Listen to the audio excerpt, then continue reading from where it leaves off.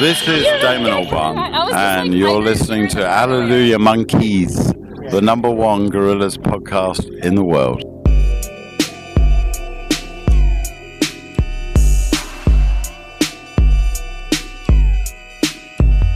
Hello and welcome to Hallelujah Monkeyz for October 23rd. My name is Dillon Flynn. My name is Trevor Ickrath. Dillon, who's that guy talking at the beginning of our podcast? Who is that? I think he's a guy from an early 2000s hip-hopera, a narrator, perhaps. Okay, yeah. He sounded like the dude from that one band that did the woohoo thing, but yeah, maybe it's that what you said. It could be that too. We haven't really done our research, but he said a nice thing about our show, so we thought, why not throw him in there? What a lovely guy. Somebody should do a podcast about him. Sure. Hey, in my opinion, like Andy Warhol predicted, everybody should have a podcast about themselves. But it should only last like 15 seconds, which is how long we should spend talking before we get to the news. Transition. It's all good news now. Trevor, do you think that you've spent enough money on Gorillaz this year so far? Yes. Well, I have some opportunities for you to spend more money on Gorillaz this year. Hit me with it. Record Store Day. You know it, you love it. If you're a music nerd, it's a minor holiday. It's a holy day. I think music nerds have like a love-hate relationship with Record Store Day. At least I do. Well, anyone who's actually tried to show up at the local store that they want to support and found that the one thing they wanted wasn't there has a love-hate relationship with this thing. But exactly, we got to respect that the brick and mortar music store is hanging in there by the skin of its teeth and do what we can to keep them afloat. We got to respect brick and mortar record stores. And Gorillaz this year, for what it's worth, are doing their part. Is this the first time Gorillaz have participated in Record Store Day? That is an excellent question. Was there a Do Ya Thing vinyl? Was that Record Store Day? I think that was Record Store Day, wasn't it? That's what I was just about to say. Yeah. Wasn't there some kind of a Do Ya Thing thing? Right, with Gorillaz collaborators Andre 3000 and James Murphy, which still sounds really weird. All these years later, still does not sound right. November 24th is Record Store Day, and this year we're getting a picture disc vinyl edition of Humans. I don't like the way these look ever. With the printed image on the vinyl. Yeah, I can't think of one that I've looked at and go like, oh yeah, I want that in my collection. I'll be honest, to me, there's still only one vinyl edition of Humans that I intend to own, and for some reason still don't, and that's the deluxe. I just want the deluxe. That's all I want. Did you pre-order that? I don't mean the super deluxe. I mean just the vinyl version of Humans that has the bonus tracks on it, which, by the way, this picture disc version does not have it. So, They haven't pressed a copy on vinyl with the deluxe ones, have they? I think so. I think there is one. Am I super behind on my Gorillaz news? I feel like that's not something that's happened. Let's turn it over to our fact-checking department. Oh, we don't have one. It's just all of you guys who are going to tweet at us. I would rather have a cool colored vinyl though. That would be neat, right? Sure, I wouldn't argue with that. That seems like a good middle ground. But hey, if the picture disc vinyl of Humans isn't for you, maybe Jamie Hewlett's upcoming art book is. This looks really cool. Yeah, December 29th. It's just called Jamie Hewlett, as far as I can tell, and it's it purports, Trevor, that we're gonna finally see high quality scans of some never before seen Gorillaz concept stuff and et cetera, et cetera. So neat. Well, if any of our listeners go out and get a copy, definitely feel free to send us some scans of those or something. I might pick it up. It lists at 60, and then today on Amazon when I looked, it was on sale for 40. I was like, I might get that. It would look really nice on the shelf next to Rise of the Ogre. I gotta say that. Pretty cool cover too. You've got a lot of stuff there. You've got Monkee from Journey to the West. You got Murdoch, you got lots of Tank Girl stuff. It looks really sick. Yeah, really, really nice showcase of Jamie's work there. Definitely. And then what about this weird situation happening now with Garage Palace? I don't know what to make of this. Well, I was going to say, speaking of showcasing Jamie's work, we got a cool little drawing of Lil Sims up on his Instagram the other day. No, it was on Lil Sims' Instagram. She was coming soon, and she posted a Jamie Hewlett illustration of herself. What an embarrassing mistake. Yeah, she's got a green hoodie on that says Garage Palace on it, or it actually says Galage Palace. Galage Paris? Yeah. Discussion question. Why don't we have Jamie Hewlett renditions of every collaborator? Yeah, I don't know. That seems like how is he spending his time? It's a big mystery. Nobody's sure. We're all confused. But the main story here, Trevor, is that on the Radio 1 website, Garage Palace is listed as coming soon on upcoming singles. So that's a thing?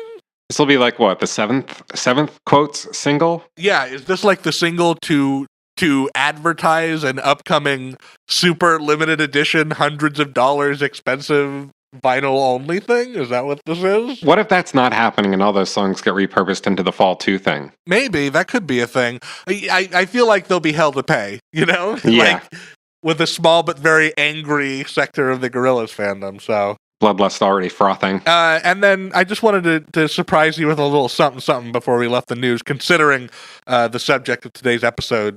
Did you know that just earlier this month, IDK issued a single featuring both MF Doom and Del the Funky Homosapien with guest verses on it? I did know that, and if I remember correctly, Del drops in some lyrics that should be quite familiar to any Gorillaz fan. Perhaps. Should we listen to a clip of that? Yeah, why not? This will be fun. Okay, let's hear the end of Doom's verse into the beginning of Del's verse. Let's check it out. This is Pizza Shop Extended by IDK, featuring Young Gleesh, Doom, and Del the Funky Homosapien. Let's check that out. Telephone bring repercussions to your well-being.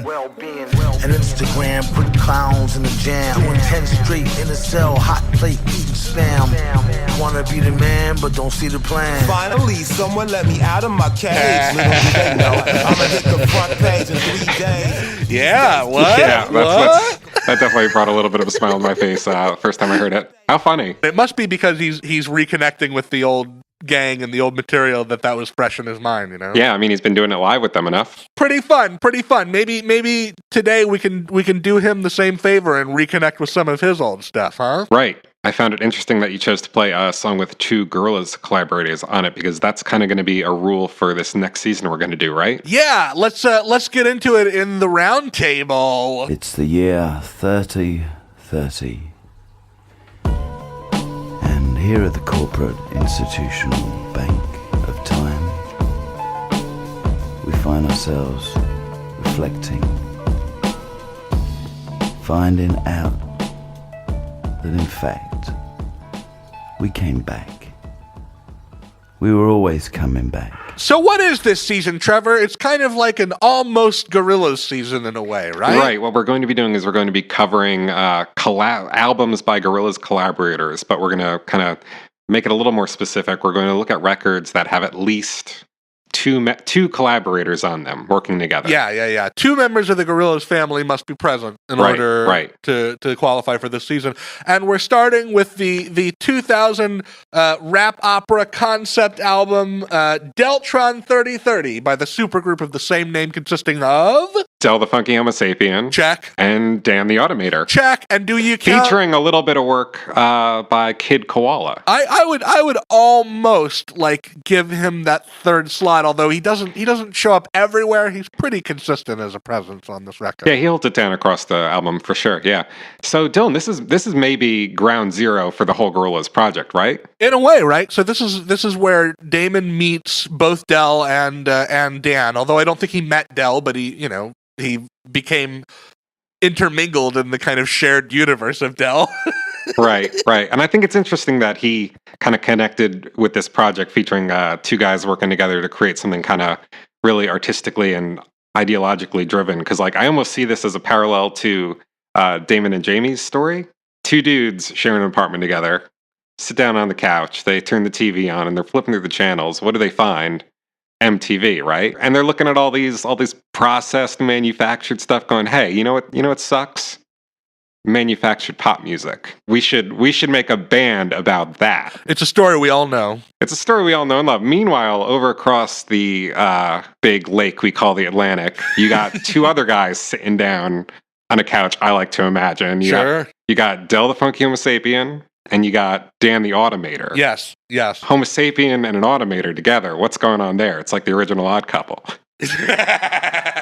So they're sitting on their couch watching TV, and what do they come across? This sci-fi channel, and they look at each other and go, "Hey, you know what's awesome? Science fiction.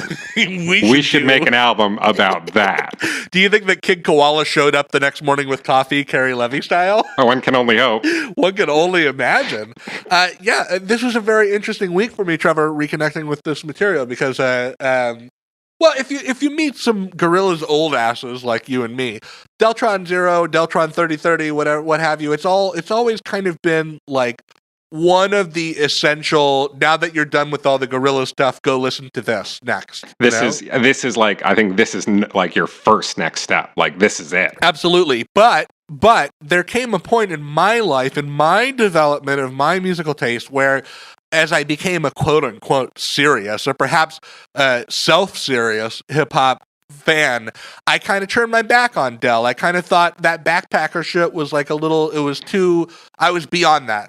Especially backpacker shit about like aliens and robots and like exactly. This is a hard sell. I feel like we should talk about what a hard sell this album is. It is, but at the same time, now we're living in this kind of like post Janelle Monáe, post Kendrick Lamar world. I feel like the world of hip hop has grown and could probably more comfortably accommodate a project like this in 2017, and it wouldn't have seemed like such a crazy alternative proposition the way that it did in 2000, and maybe it wouldn't have seemed quite so geeky and embarrassing as it did to me in, say, 2005, 2006, when I was kind of like, I'm over that stuff. You know what I mean? Are you familiar with the rap group Clipping?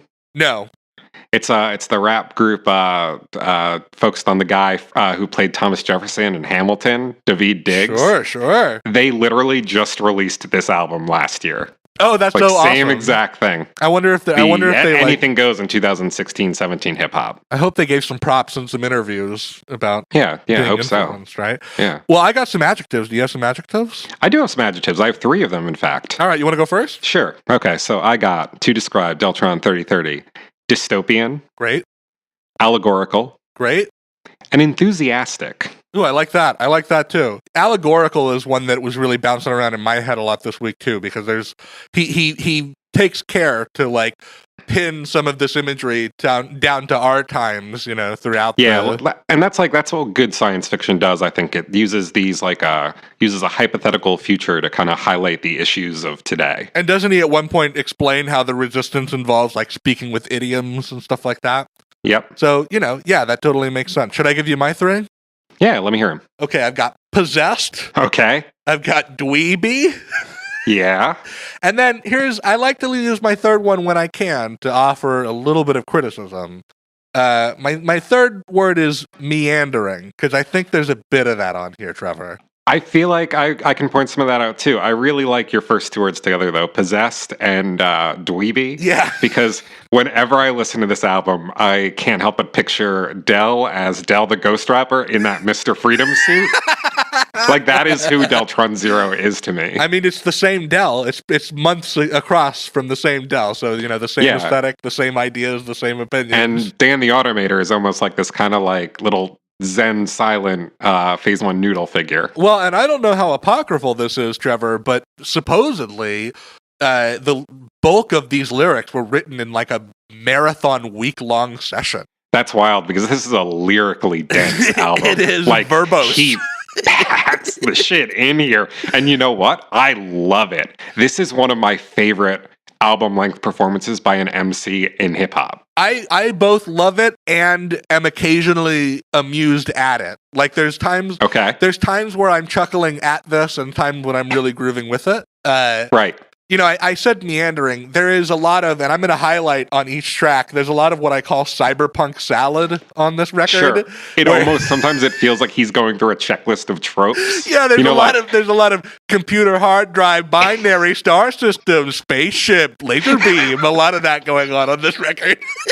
There are whole songs like that. I'm really glad you brought it up. It's like, took a space shuttle to escape trouble, established my anti-gravity field, killed the aliens. Like, it's, but you know what? I'm never not enjoying it. Yes, it never loses a sense of joy, even though every now and then it's maybe a little bit silly.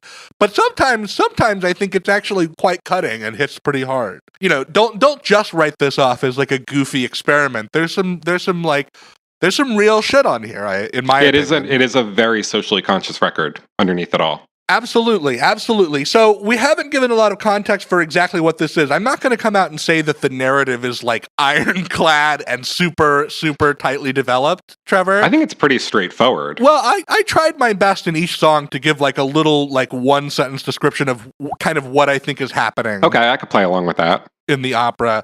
But if you've never listened to Deltron 3030 before, it's obviously takes place in the future. It's about this superhero figure, anti-superhero figure, Deltron Zero, and it's kind of like his resistance against the New World Order, more or less.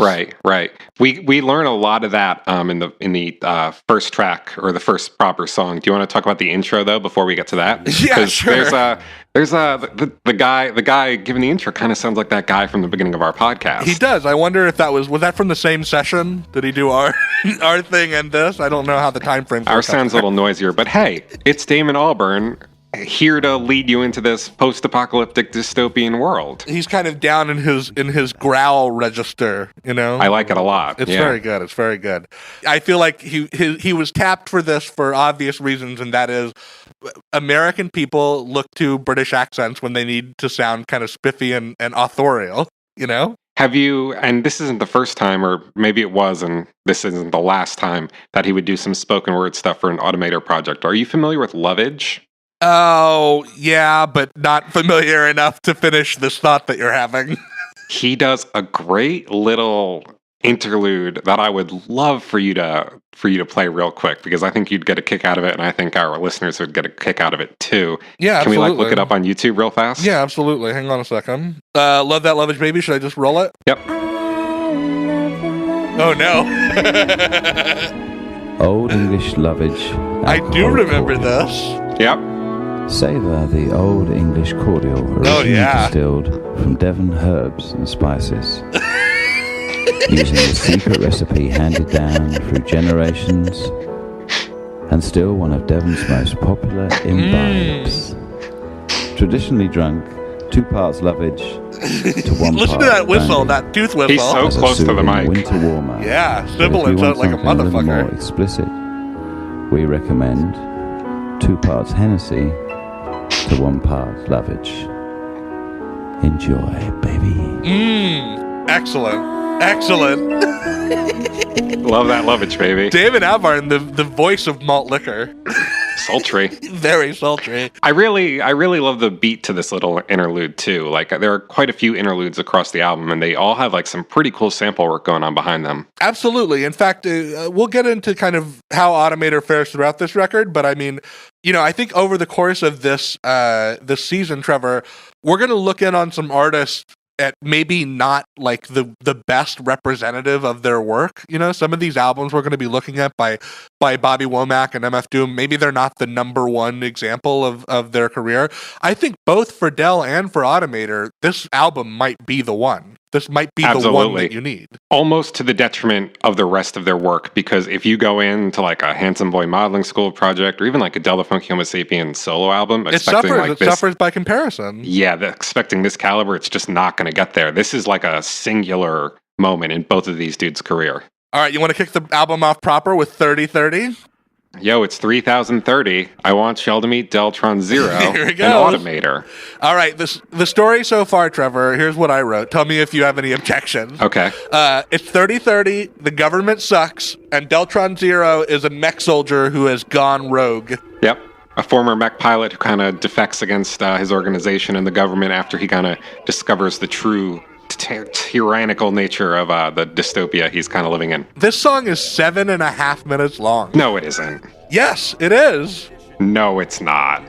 It definitely, absolutely is. It's not 7.5 minutes long, Dylan. Are you kidding me? I'm not kidding. Oh my God, it is. What? I thought it was like 6. I don't care. This is my favorite song on the album. It's very one of my good. favorite rap songs ever. I don't know if I can go there with you, because I feel like Del warms up in a couple of records, but there's some good verses here, and I love the strings on the hook. Those, oh my God. Oh, epic. And like the slide guitar too, like, this is one of my favorite hip-hop beats ever. Yeah, absolutely. Is there beat programming on this record, or is it all sampled breakbeats? Like, that's a really good question. If there is, this one almost sounds like it could maybe have some beat programming. I don't know what Dan gets up to, you know? I love the break here, though. I mean, the drum sound especially is really good. Absolutely. There's minimal koala on this track, though, right? Is Kid doing anything here? I don't think so. I think this is mainly Dillon Automator's show, I think, and they both like come right out of the gate with some of their best stuff. Like this first verse, like this is one of the few like rap verses that I can just go like bar by bar like from memory and just hit it, like nail it every time. I have a question. When you were kind of solo getting into this record a couple of months ago, I think you expressed to me that you thought Deltron Zero as a character might be lawful good. Is that still your take on this character? I don't know. He's a complex dude, Deltron Zero. I think there's a good case to be made for either lawful good or chaotic good, which I know is the side you kind of came down on. Yeah, I think in an Orwellian kind of nightmare government system, like the most I could kind of create a lawful good character would be somebody who's like, I'm going to join the government and change it from within, or something like that. But like, that's not what, like, lawfulness doesn't always have to kind of side with what the society's like representation of the law is. Do you know what I mean? I understand. Like, he could be lawful good just because he has these ideals that he wants to stick to. Yeah, but so does Robin Hood, and he's like the definition of chaotic good. Like, sure, that's true.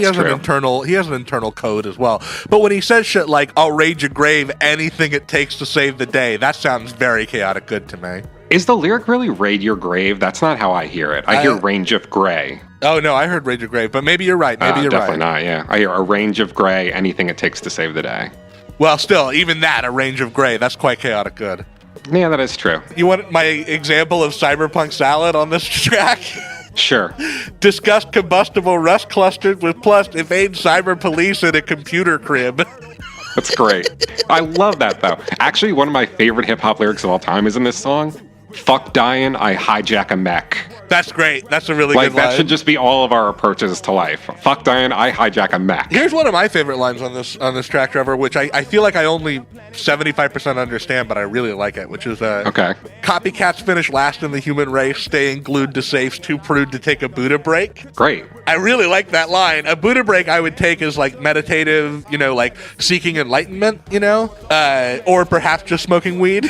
Yeah, I always read it as smoking weed because, he's too prude to smoke weed, which is not true of, Del Homosapien. No, not at all. Not at all. Another detail that I really like in this song is that he controls his mech with magical chants. Yes, I guess it's just like him rapping, which is great. These rap-powered mechs. Which kind of sets up the big battles that are coming later in this record, too. Right, there's a lot of parallels between rap battling and actual, cosmic battling. And when they come up, I want to point out geeky references on this record, Trevor, and the best one on this is definitely Feeling Like a Ghost in a Shell. Oh yeah, it's so overt too. Yeah, definitely. There's a lot of fun ones on here. Like Del was not shy about anything cyberpunky or sci-fi that he enjoyed. He wanted to include an homage on this record. There's some really deep ones too. I think in a later song he talks about polymer, which is a material from Star Wars. No. It's plasteel. It's plasteel. Oh, plasteel. Okay. Yeah. Yeah, the type of material in Star Wars that they used to make the Stormtrooper armor. In 2017, when you have Star Wars Wikipedia available, that shit's easy. But in 2000, if you know about plasteel, that's some fucking deep shit. That's some. I guarantee you, Del was at least kind of into the whole extended universe in the books and stuff. For sure. That would not surprise me. For sure, I bet he's read the Thrawn trilogy at least once. Something like that. But yeah, 30-30, not in my top 3, but undeniably a really amazing opening to the record.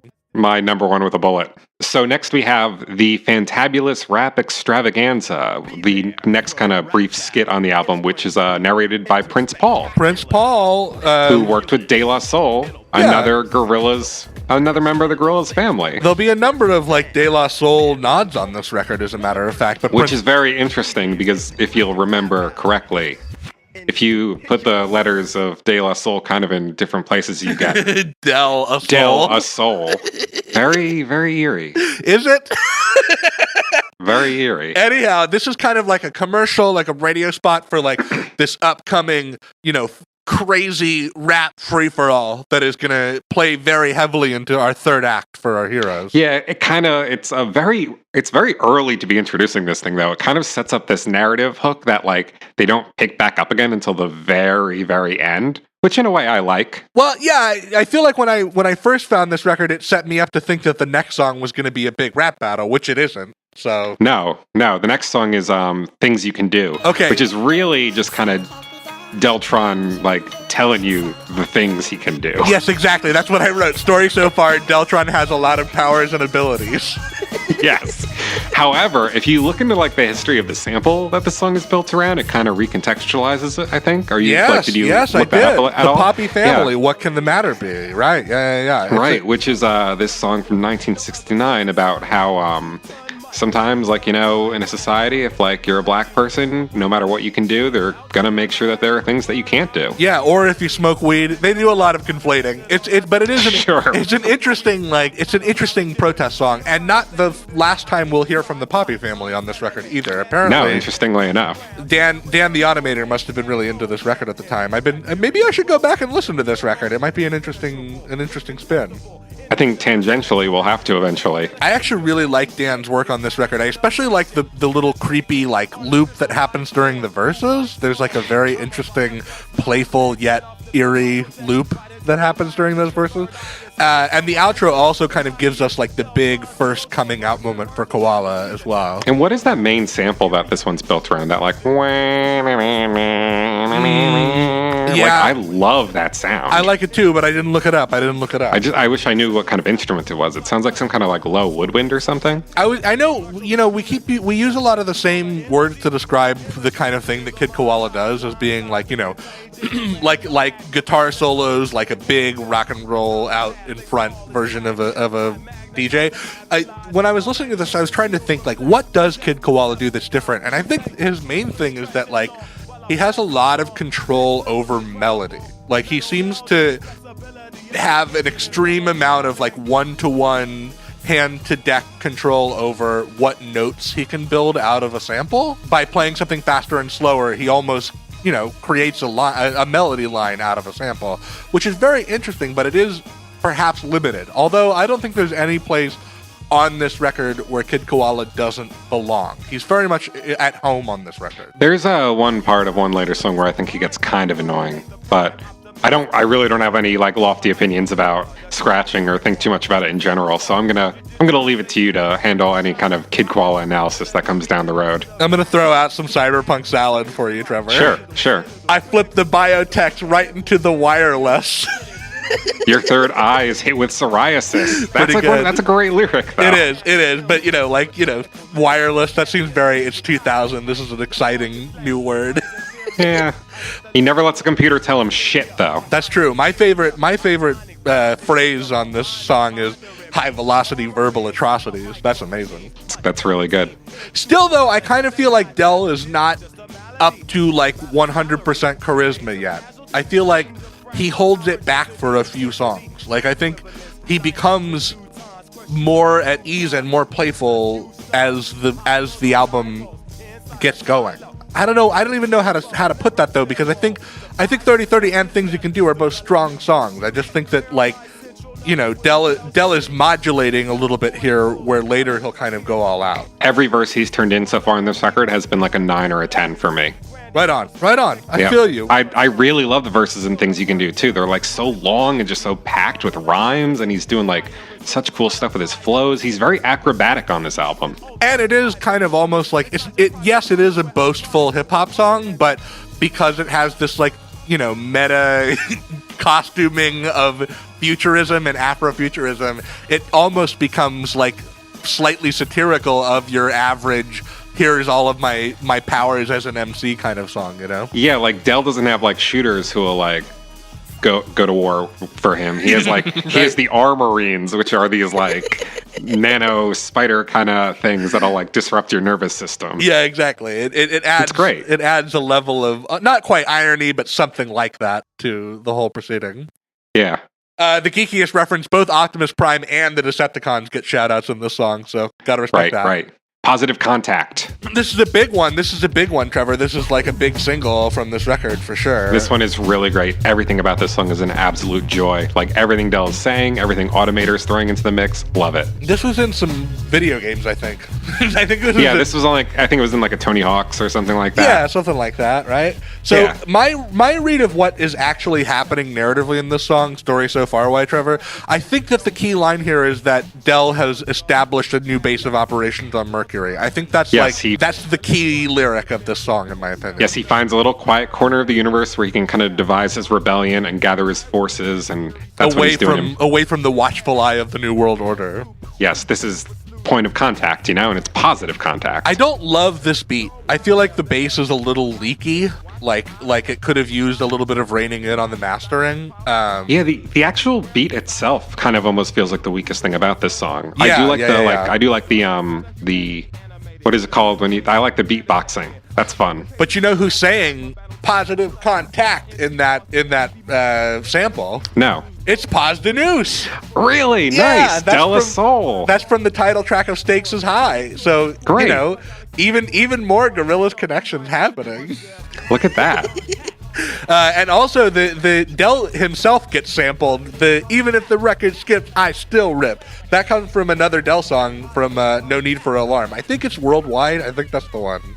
Right, now that's not the last Del the Funkee Homosapien sample we'll see either. I want to talk about all those really fun samples in the chorus. You got the wait a minute, which is from Sesame Street. Yeah, that Franklin short that everybody seems to love.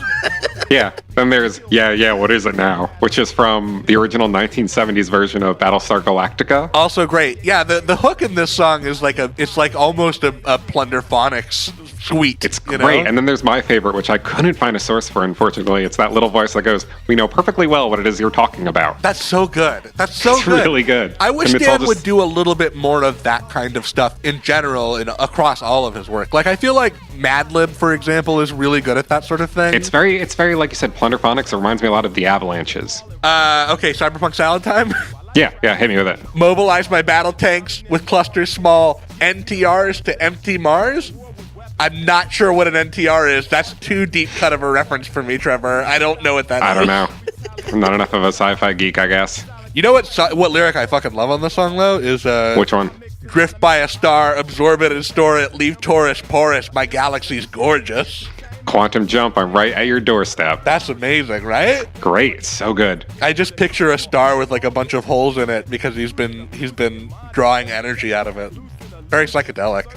Hold a comet in bondage. The nerdiest reference, so I wanted to pick the 12 parsecs reference, Trevor, but a little bit subtler. I like the Douglas Adams shout out when he says, "Don't panic." This song is so Hitchhiker's Guide to the Galaxy. The entire album is, which is something I really like about it. It's very funny. It's very smart. It's also strong sci-fi. So yeah, it is quite Douglas Adams-y, Like the imagery that this album sums up for me is the same kind of imagery those books stir within me. Absolutely. Okay. Do we have an interlude here? I can't remember. Yeah, we got St. Catherine Street, which is kind of just like a little look into almost like the slums of 3030, I think. Oh, yeah. This is like a little bit of extra world building. We get street hustlers, we got prostitutes, that kind of stuff. Who will visit in more depth on a later track. We'll really get a good look at Earth's underclass in one of these tracks.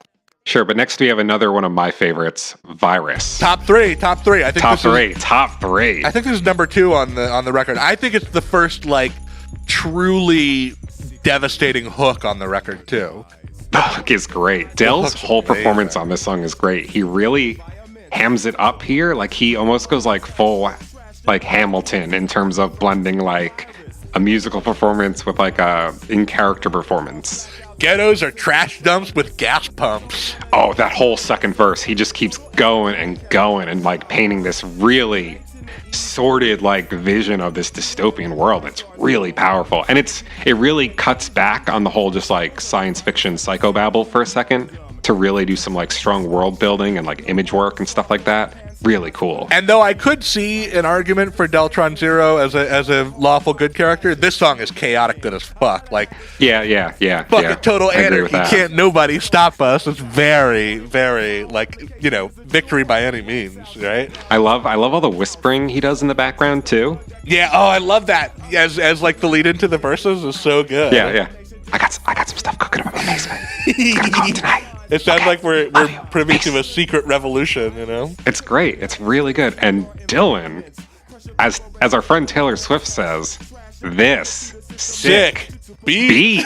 Yeah, absolutely. Like, oh my god. Not the flashiest Automator beat, but like such great kind of texture work and that guitar. Yeah, I love the guitar. That's super great. And then you got the chorus with like or maybe not the chorus, but the bridge with that piano that comes in. I love that. Ooh, I also like I really like Koala's scratching on those interludes. I really like how he's taking those. I think they're mostly from like a Star Trek audiobook of a comic book. I love that part. I love that stuff. And Koala is adding a lot, in my opinion. Like, you know, sometimes that can be a little much when you're taking like a non-musical sample and kind of throwing some turntablism at it, but I think it works so good here. The plan is programmed into every one of my 1,000 robots. Oh yeah, let's check in with the story. This one's very clear. Deltron Zero is creating a cyber attack that he hopes will cripple the New World Order.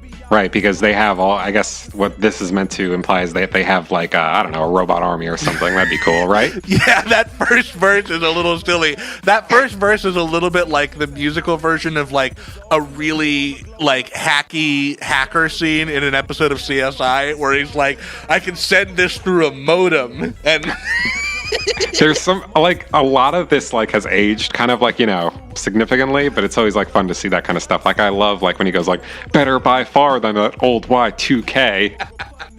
But that second verse I think is kind of unassailable. Yeah, oh my god, it's just from the first like to the last bar. Just absolutely, great. Absolutely. Okay, this next song, Trevor, was probably the revelation of the revisit of this record for me. I gotta say, when I first revisited this record a couple months ago, I do not remember liking this one as much as I did. Yeah, that was my exact... This actually bottoms out my top 3. This is my number 3 on the record. Yes. This is still kind of fillery territory to me, but I really appreciate it now. It's a lot of fun. Oh man, playlisted in my opinion. This song is called Upgrade, a Brymar College course. So the story here is that like kind of through a mix of digital augmentation and like drug experimentation, Deltron is boosting his brain power. And it almost works on kind of like an allegorical level as well. He's saying like, don't be a whack MC, you know, get conscious. Yes, exactly. Wouldn't you kill for a Brymar College hoodie? Like that would be pretty sick. That would be such an or awesome like a Letterman low-key jacket. Yes, that'd be exactly. great. That'd be really so good. Cool. I love how that synthesized voice crossfades into Dell at the beginning. Because it's doing that, you know, update your gray matter because one day it may matter.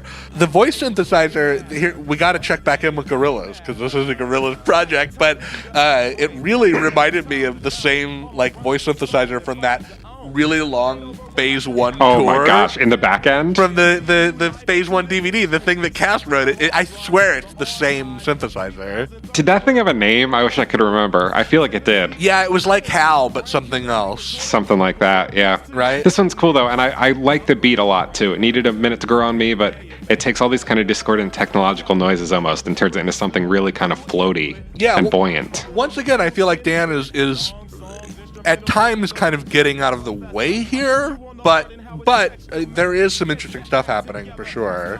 My favorite lyric in this song is when he says, you've got a log-on time of approximately 36 nanoseconds. That's a great one, but my favorite line on this song is the most brutal line on this album, Trevor. It is, only shred of evidence is the virtual file stored within the cerebellum, hit you Berkowitz style. That is fucking brutal. If you don't know, Dave Berkowitz was the son of Sam Shooter. So basically he's saying like, the only evidence of everything I did is my brain. You're gonna have to cap me if you want to get that shit erased, you know? And at the end of the day, it was all because of Dog was telling them to do it. Also, as far as geek references go, Trevor, we got an X-Files shout out on here. Nice. What was that one again? Oh, I don't remember. He just drops, he calls something X-Files on the record. I could totally imagine Del being week to week with the X-Files back in the day, though. Oh, for sure, yeah. Del the Ghost Rapper almost could have been a Monster of the Week. Absolutely. That would have been fun. Oh, man, that's some Gorillaz fan fiction waiting to happen. Mulder and Scully roll up to Kong Studios. Love it. Man, please somebody do that. Yeah, for sure. They could be like Brad and Janet in the Rocky Horror Picture Show, kind of, and Murdoch would be their Frankenfurter. Up next, we got the New Coke interlude. All that bass is gonna break my fucking ears. I love this interlude, by the way. I think it's very It's fun. A lot of fun, yeah. Remember when you used to watch Mr. T wrestle? You know what I love about this? This is very ahead of its time. Like, I think we've only, as a society, just now started to criticize this kind of navel-gazing, what's the word I'm looking for? The nostalgia? Yeah, nostalgia for nostalgia's sake. This kind of like, oh yeah, Coke used to taste different. This guy kind of really embodies that spirit that's like become such a damaging force in our day and age in a way, Right, but in this guy's defense, things probably were better than back then than whatever's going on in 3030. That's a good point. But I don't know, this in 2017, this was like a more meaningful interlude to me than it was in the early 2000s, I think. So Mastermind, Trevor, by my metrics, is the most streamed song on this album. Really? Not a favorite of mine at all. That doesn't make sense to me. Not a favorite. It's really just a song about how great Dan the Automator is. Yeah, it's like a boastful introduction to Deltron Zero's sidekick, who is Automator, and I guess there's kind of like a chemistry and engineering motif here. Yeah. Who fuses the music with no illusions, producing the blueprints clueless? Automator. Defy the laws of nature. Yeah, I don't know. I could keep going. This is fillery to me, right?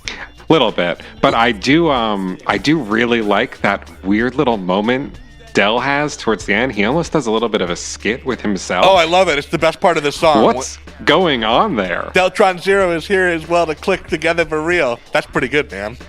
Yeah, that's pretty good, man. Yeah, it's pretty good. And also, it sets up my favorite. My favorite part is when he goes, "Yeah, I'll give him that. Yeah, you got to give him that. Yeah, gotta give him that.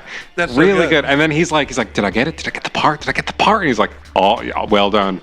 All is well with the cosmos." Yeah, I got the part. 30-30. Like, what's going on there? Did he just audition himself to be on the record? That's for sure the highlight of the whole thing. That's the highlight of the whole song, in my opinion. Before I revisited this a couple months ago, I hadn't listened to it since I was 16 or something. Right. And I always remembered that part as being like a guest for a second. But no, it's just Del doing this thing with himself. Yeah, just having a little bit of one hand clapping on this record. I think the beat is kind of obnoxious here, though. Like, I'm pretty sure the harpsichord thing. I'm pretty sure he's using the exact same break from Tomorrow Comes Today here. Oh, I didn't notice that. I'm pretty sure. And this is a beat that could have actually used some drum programming, in my opinion. I don't think that sample works here. Yeah, it's just not one of my favorite songs on the record. But that's a little bit, embarrassing, because this is supposed to be the highlight song for Automator, This is look at all of Automator's powers, and I think it's one of the weaker beats on the record. It is funny how that worked out, isn't it? It almost feels like it could have been a late addition to the record, though, Maybe so. It could have been. But if you were gonna kind of snip, because this isn't a short record by any means. It's pretty lengthy. No, it's an odyssey. And I feel like that works well in this context. If you're gonna have a long album, make it be this big conceptual one. I don't know if getting to know Automator here necessarily helps pay off the rap battle later. I don't know if you really need that. I don't think so at all. I've actually never made that connection. Yeah, maybe not. I don't know. Yeah. But up next we have another little interlude thing, the National Movie Review. This still a bit of a head scratcher to me after all these years. I love this one. Are you kidding me? This is my favorite interlude. Bob and Doug McKenzie, shout out. This is the most Douglas Adamsy one. Oh, absolutely. I love here's the question, okay? This is framed as a little movie review, discussing this work by modern day Renaissance men of their time. Bob and Doug McKenzie. Who look, they barely mean anything to people of our age, so we should probably quickly explain.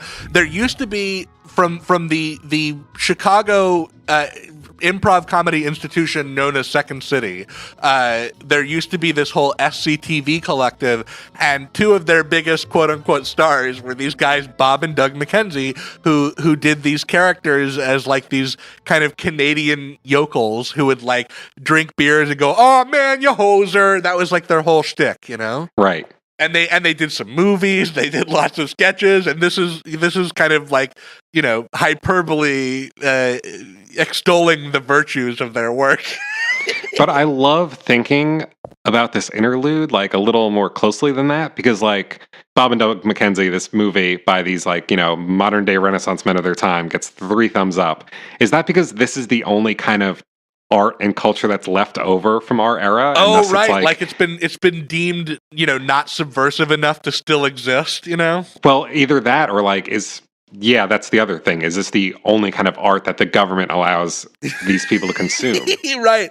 And yet it's still kind of like escape from the crushing reality because it's like a more carefree time, It's such a great little subtle piece of world building like that. I like this one a lot. Plus cool. The background music is really good. I wish I knew where this was sampled from. But it also works as an excellent geeky reference because that's some real geek shit. 3 thumbs up. All right, are you ready for my favorite song on the record? This one is really good. Madness. So fucking good. These verses are incredible. Like, the intro is so good that it could have been the hook. Like, that intro is so good. And it's a De La Soul reference. The Magic Number by De La Soul's got that line, everybody wants to be a DJ, everybody wants to be an MC. So more De La Soul nodding out on here, but man, fuck, I love this song. I love that bass. The bass on the verses is like so great, so crazy, so playful. And how about that weird like kazoo sample that Kid Koala's scratching on? I fucking love that too.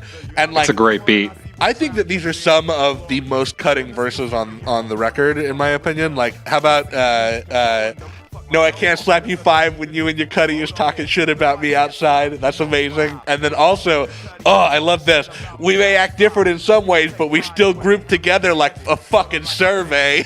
It's great. One of the most socially conscious cuts on the record too. This one almost kind of breaks from the endless cyberpunkery of the rest of the record. This one and one other song on the record could almost just be set in the modern time, True, and I think I know what other one you mean too. Do you have to do the acapella part along with him every time the beat drops out? Absolutely. But yeah, Madness. I also love that hook, which by the way is another Poppy Family sample. Right. Yep. And there's another Del the Funkee Homosapien sample in this one too. The by Rhyme and Shield deflects your puny rhyme, which is from Whack MC's from No Need for Alarm. I like that. That's a fun thing that Dan's doing on this record. Sampling other Del material. That's interesting. You don't hear a lot of that anywhere, really. No, but yeah, I like it a lot too. But I read this song as a cry for help and positivity, even though Deltron Zero is feeling kind of beaten down by the state of the world. Yeah, and I've always seen this as kind of the climax of the plot as well. This is kind of when the virus is taking effect and kind of infrastructure is kind of crashing down around us. And he's directly calling out to the people of Earth, hoping to find, kindred spirits who will join the resistance. Speaking of kindred spirits, time to meet Cleophas Randolph, the patriarch. yes, of course. This is another. I don't know that I need necessarily this interlude, Trevor. This is maybe the most skippable skit on the thing for me. Oh, this one's fun, and I like the line sitting on the curb what used to be the Burbs, and before that was Canarsie, which kind of I think implies Canarsie, which was a area of Brooklyn, I think. Oh, right. Out that has collapsed, and then it was kind of they built a suburb over that, and then the suburb collapsed. So we've gone through a couple different societal collapses, I think, by 3030. I guess in a way I understand why it's here, right? Because it's kind of setting up this Whack MC thing where the next song is going to kind of compare Deltron to other MCs, so it does kind of make sense in that context. I don't know. Doesn't do much for me, though. Yeah, it's just a little bit more of a world-building thing, I think. I do use his mnemonic device to remember the difference between stalactites and stalagmites, Oh, that's pretty good. That is... Mites crawl up, tights fall down. It's pretty good. Yeah. Then we have what is probably the song on this record that the most Gorillaz fans have listened to, right? Right, and you know what? It's also coincidentally my least favorite track on this album. It is not great. Time Keeps on Slipping, the big Damon Albarn feature on this song, is not great. It's got our boy on it, but I don't really like what our boy's doing. Not particularly. I don't like what the other boys are doing on it either that much. I think Dan the Automator shares a little bit of blame for not cutting out any of these melodica ad-libs that really don't need to be there. Unbearable. This whole beat is hard to listen to. What it needs, you need Cass Brown there doing his little telephone bit, telling David that the cops are there. Del also doesn't bring anything special to the table here. In fact, I think he's immediately annoying, yelling, yeah, that's that funky shit. The best thing he does on this is that great little wordplay, empty, siphon my likeness, biting my insides like 5 enchiladas, and then Dan plays that low synth that sounds like a rumbling stomach, you know?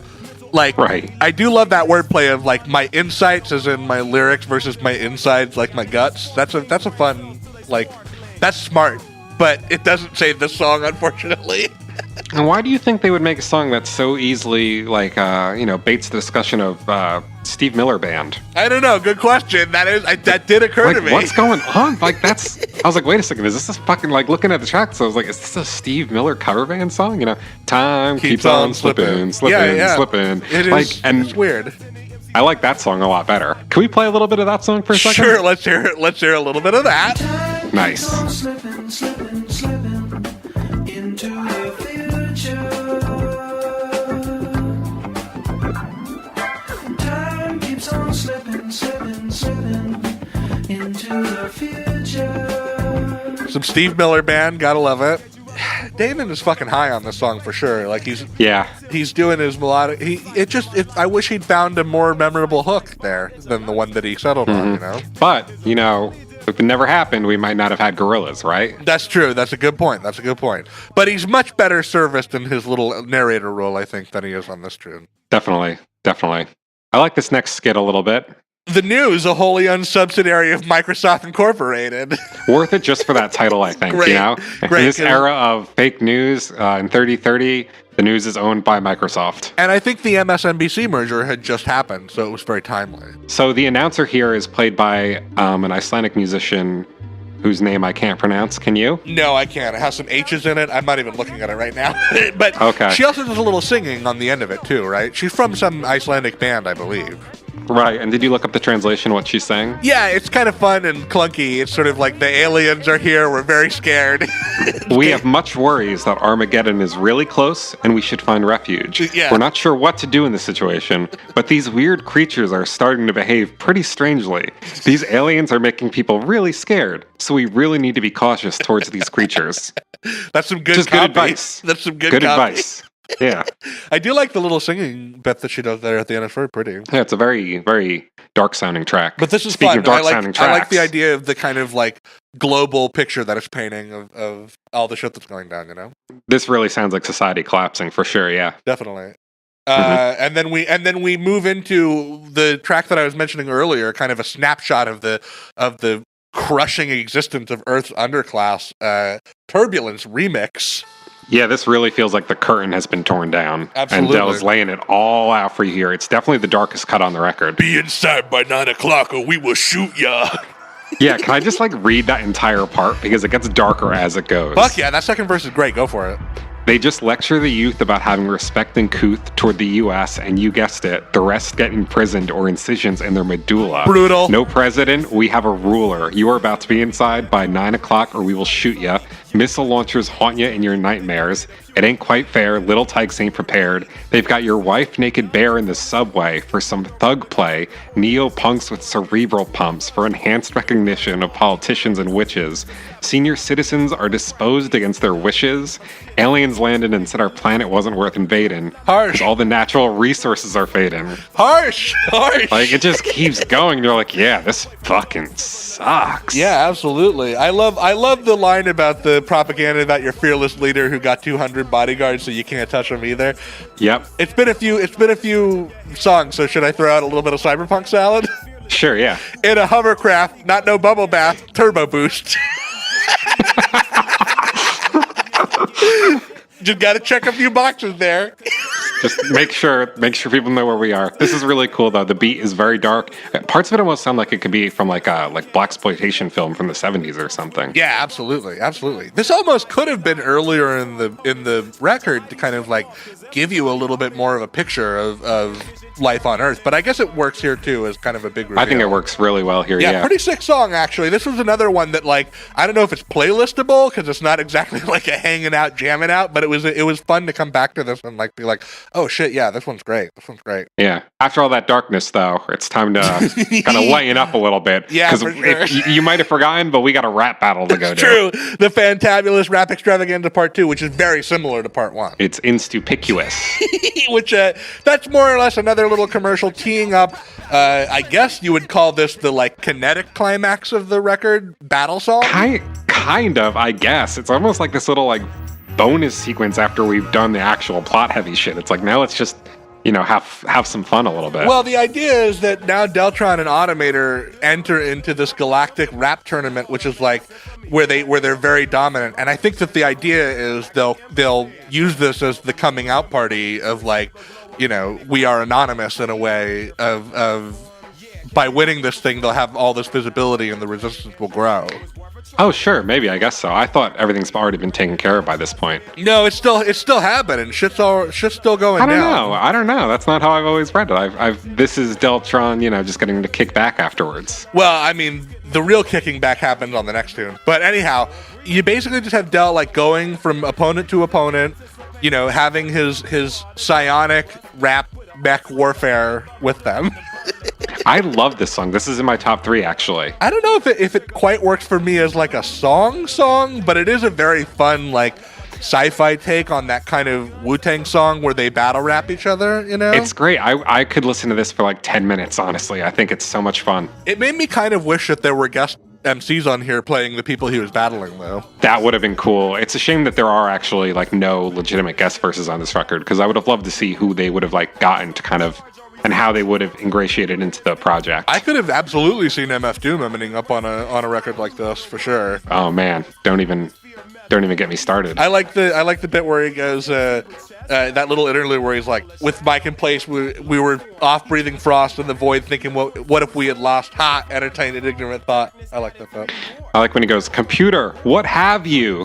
Which is like, which is a reference to that really old video game that they made that all your bass meme out of. Yeah, it's like not Zero Mission, but it's something like that. Yeah, and then this is also where he shouts out plasteel armor. Yep, and there's this great little Eric B. and Rakim sample from I Know You Got Soul, where that's the one that just goes, you got it.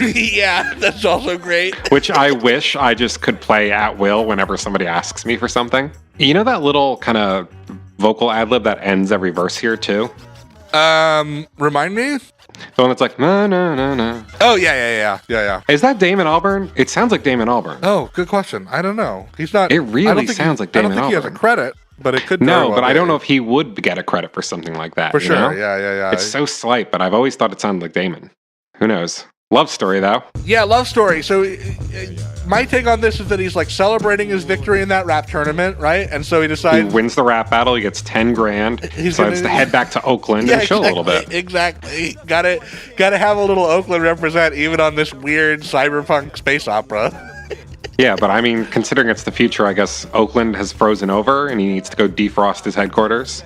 Yeah, it's loose and it's playful on the verses and on the beat, but I don't consider this to be like one of the more memorable cuts on this record. I don't know about you. No, it's just a weird little track in general. He goes back home. Eventually there's this verse about him calling in sick to his day job. Yeah, I wonder. I almost took that as like maybe a flashback or something. I think like I said, I think he goes back to civilian life. It could be.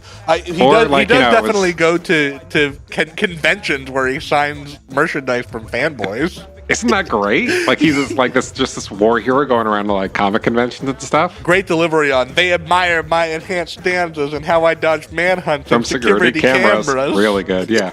Really good. Then he sees a girl he wants to talk to, but he's too nervous. So he sends a robot double of himself to go over and flirt with her. Yes, and this is a reference to Total Recall, the mutant woman with 3 breasts, only this is a mutant with 3 booty cheeks. Right. And she got 1 eye, which is cool, though. That's cool. It's cool, though. Total Recall is a good one, man. I like Total Recall. That's a Philip K. Dick one, right? Yes, and it's a Paul Verhoeven movie, and it kind of is in that sweet spot when Paul Verhoeven was making like oddly subversive Hollywood movies, like Starship Troopers and RoboCop and shit. What are some of your other favorite works of science fiction, Dillon? Discussion question. When I was a kid, I was so into Ender's Game. I've actually never seen it. You should read it. I think the YA. Oh, right, it's a book, yeah. The YA brutality of it, I think, would appeal to you, but there's some ideological stuff in it that I think is kind of fucked up. But it's still a very interesting, glimpse into war and its effect on young people. And anyway, interesting piece of literature for sure. Probably still the most, influential science fiction book in my life. I've always been a big 2001 guy. 2001's Space Odyssey. so good. I have all kinds of theories about the end. This isn't the podcast for it, but we'll get into it someday. We'll get into it. We're going to have to review that movie because they made a Gorillaz character that was a light parody of a character from that film. That's a good point. That's a really good point. I got us. In Hallelujah Monkeyz season 5 million. 5 million, yeah. When we're ageless and cursed to make this podcast forever. Just trapped in a void. Now we're down to the last track, Memory Loss. Yeah, so earlier I mentioned that there were kind of 2 songs on this record that break from the kind of, overlay of science fiction. I would consider this to be the second one. Yeah, this one's very kind of like Marvin Gaye, What's Going On kind of stuff. I think it's very strong. I think it's a very strong closing track. And I guess it's a very powerful note to go out on. There's some supplemental shit, Trevor, that would suggest that there's an unrealized plot beat here where, the New World Order reestablishes itself, abducts Deltron and wipes his memory and puts him back in the army. Oh, really? Yeah, I know. I didn't get that. It's not really present in the lyric, but I guess it's referred to in some supplemental stuff. Huh. But either way, without that even, I love this beat. Not just the horns, but that really amazing textural guitar, that bam, bam, bam, bam.